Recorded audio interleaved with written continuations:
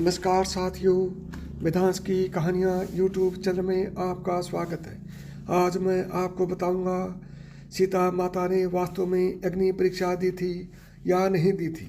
इसके ऊपर आज एक बड़ा रहस्य मैं आपको बताऊंगा।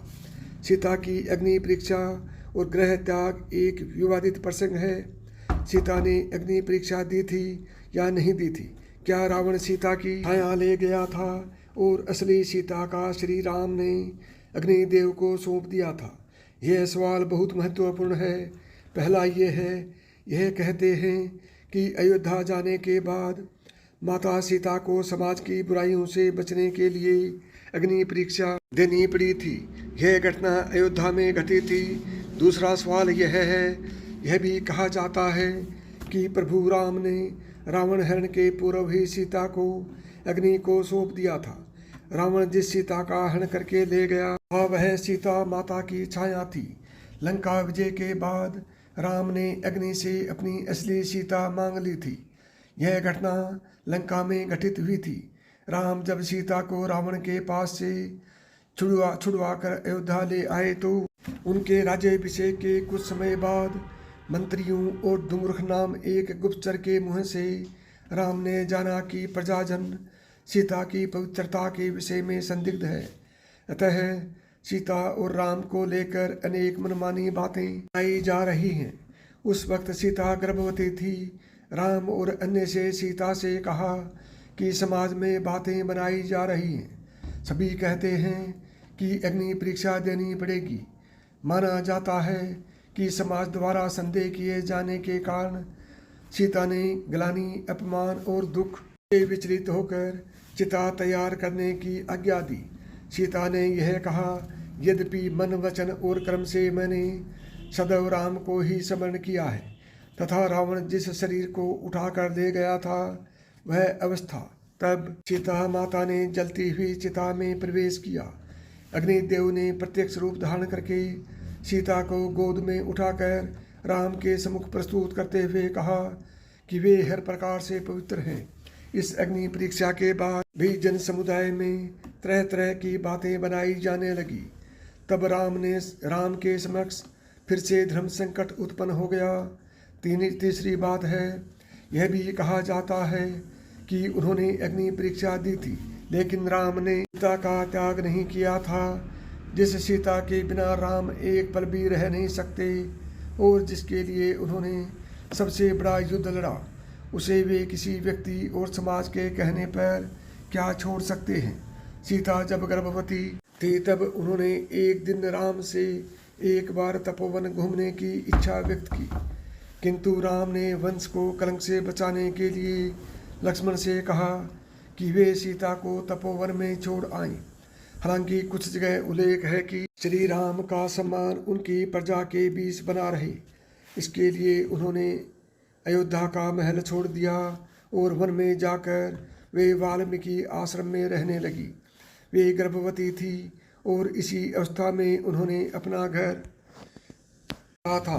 वाल्मीकि आश्रम से सीता ने लव कुश नामक 2 जुड़वा बच्चों को जन्म दिया। चौथी बात है, क्या ये सही है? विपिन किशोर सिन्हा ने एक छोटी शोध पुस्तिका लिखी है जिसका नाम है राम ने सीता परित्याग कभी किया ही नहीं। यह किताब संस्कृति शोध एवं प्रकाशवान वाराणसी ने प्रकाशित की है। इस किताब में वे सारे तथ्य मौजूद हैं जो यह बताते हैं कि राम ने कभी सीता का परित्याग नहीं किया।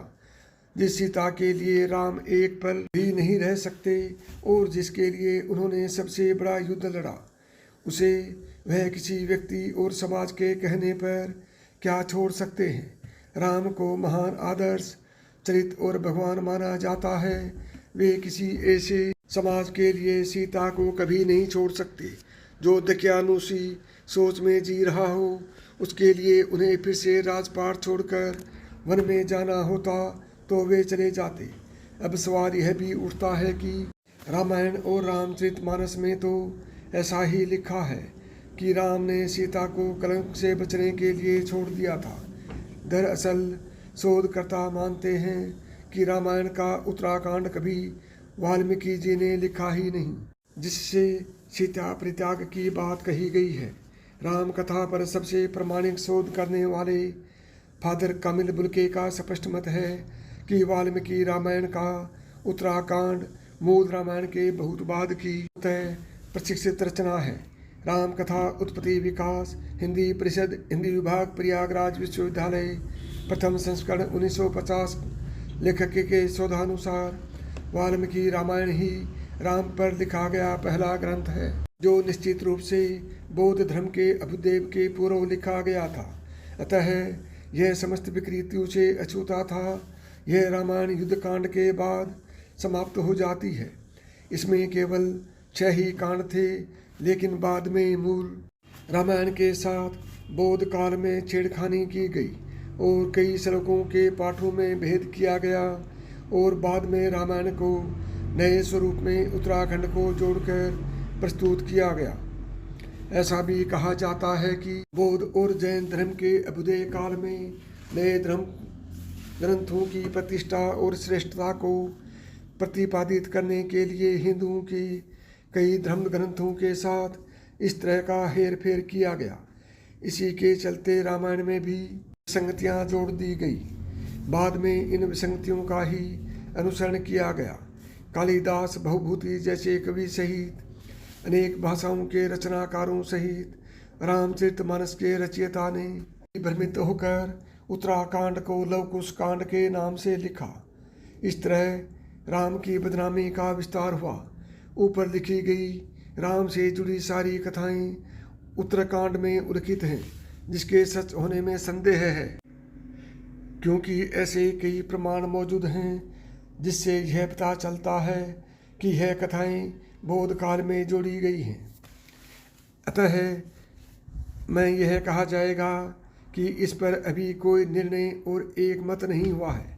अतः इस पर अभी और शोध किए जाने की जरूरत है। साथियों, इस आलेख को सवाल का उत्तर न माना जाए और आपको मेरी बताई हुई बातें पसंद आई हैं तो मिधांस की कहानियाँ यूट्यूब चैनल को सब्सक्राइब करें। नमस्कार दोस्तों, जय श्री राम।